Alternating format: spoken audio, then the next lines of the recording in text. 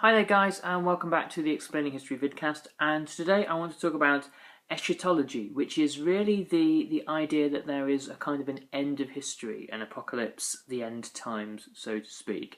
And I want to talk a bit about how it manifests itself in different political ideologies, and how it's manifested itself in very modern political ideologies, things such as fascism, Nazism, communism, and also the current model of capitalism that we live under today. So where does it come from? Well, it comes from Christianity, and perhaps from the religions that prefigure Christianity too, though I'm not a scholar in those, it must be said. Throughout the history of Christianity, from the early Christians all the way through to the Middle Ages, all the way through to the radical Christians of the early modern period, people such as the post-Civil War ranters, diggers, levellers. By Civil War, I mean the English Civil War. You can tell from my accent where I'm from. All these people in all these time periods, Christianity has thrown up a version of an interpretation of the world that there will be some kind of apocalyptic event, apocalyptic moment. Now, in the Christian worldview, this apocalypse isn't necessarily an unwelcome thing. There will be an end times where disease, war, pestilence, and sin will be swept away, and a new kingdom of heaven will ensue.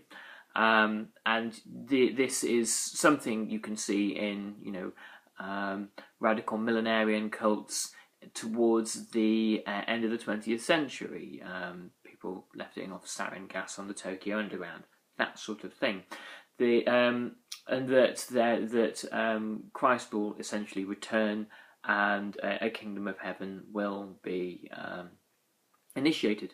Now, it's easy to see why people would, why this would be an appealing fantasy, especially in the Middle Ages, where life is short, not particularly enjoyable, and full of high levels of infant mortality, and lives which are, fairly replete with suffering. The idea that a new kingdom of heaven might ensue is very appealing. But this idea kind of has cross-fertilized into the realm of modern politics. If you look at the French Revolution, if you look at the Jacobins, who by the early 1790s had taken the essentially liberal aspects of the French Revolution and had seen it not as an opportunity to limit the power of the monarchy, but once the king and Marie Antoinette had been beheaded, to see it as an opportunity to create entirely new ways of living, entirely new structures of society, entirely new kinds of human being. And there, the idea that the past had been swept away and a year zero, a kind of a new epoch had been created, is part of this notion of apocalypse.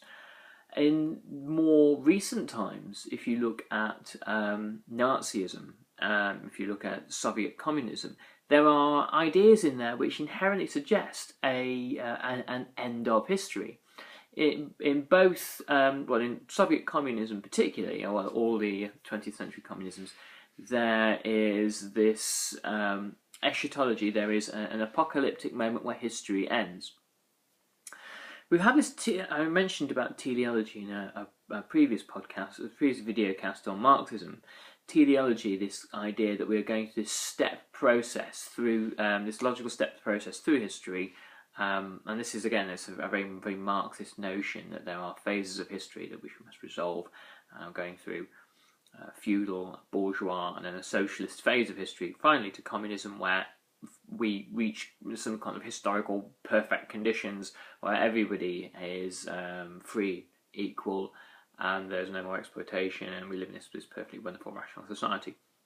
That there, really, is where Marx argues that history ends. There doesn't need to be any more history. It's not saying that there will be no further events and nothing will happen again in the history of the world. We'll all stand still like statues. That's not what he means. He means historical conflict, the processes of historical change don't need to occur anymore. We've reached our optimum point.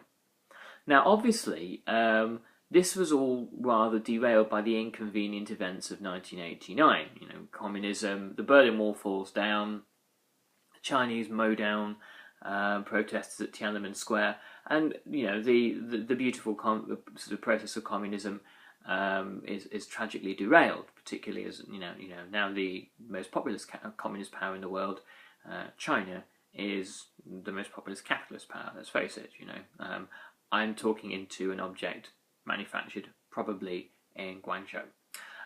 But let's not get off the topic. The point about this sort of millenarian project, this sort of end times idea in communism, this eschatology in communism, is that it neatly kind of translated over into our notions of 21st century liberal democracy and capitalism. A book was written, I believe, 1990, though email in and correct me if I'm wrong, by Francis Fukuyama, The End of History and the Last Man. And in it, and I paraphrase, if Francis Fukuyama is watching, I apologise, but the gist of the book is in essence that the defeat of fascism and communism in the 20th century essentially sets up a kind of an eschatology for liberal democracy and capitalism itself, in that the process from the 18th century onwards of the development of capitalism, the development of liberal democracies such as Britain and America and Canada and Australia and other places like that, and the development of liberal democracies in Europe and free markets, was a process that led up to the end of the 20th century when communism was finally defeated, and the rest of history is going to be, you know, this kind of mopping up process where gradually third world countries become wealthier, they develop markets, they develop democracies, and eventually the world will be united by free markets, liberal democracies, and history will come to an end. We won't need to have any more kind of historical struggles. The great debates will have been answered. Will we go communist? No. Capitalism's won. Will we retreat into things like fascism? No. Clearly, that wasn't a very good idea either. All those arguments have been had, and we've reached kind of the end of history. Well, unfortunately, and I think probably Francis Fukuyama would accept this now, history don't quite pan out like that. It's not the kind of predictable science that some theorists think it is, and it shows us in the period between 1990 and 2008 that not only has capitalism, like communism, failed to live up to the dreams that we kind of project onto it. You know, everything from 2008 onwards has been a bit of a wake-up call on that front, you know. But also, the prediction that liberal democracy is going to spread out through the world along with these wonderful free markets hasn't appeared to have come off either. So, in essence, the thing about eschatologies, the thing about this sort of end of history moment, the thing about teleology, this kind of step-by-step approach of you know, inevitably working towards things, is that we shouldn't just dismiss them as stupid. That's the point one. These are the things that people think, and they think them for a reason, because, you know, human beings need to make sense of their world, and it is a convenient way of doing so. It's frequently wrong, but, you know, when did that ever stop anybody? The other thing is that there is a very interesting connection, and it is pointed out by the economist and philosopher John Gray in his book Black Mass. There's a very interesting connection between the structures of apocalyptic religions, such as the Judeo-Christian religions, and the structure of modern politics itself. It's almost as if the one migrated over into the other. That's perhaps a discussion for another time.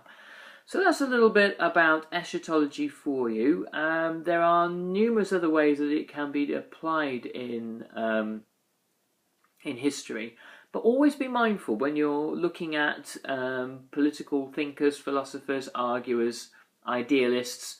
whether or not that they're really talking about moving towards some kind of end of history moment. It doesn't necessarily have to mean the end of the world, but it tends to mean the end of particular conflicts within history. Anyway, I'll catch you on the next vidcast, and I'll put a link to John Gray's book below this video. Thanks, bye-bye.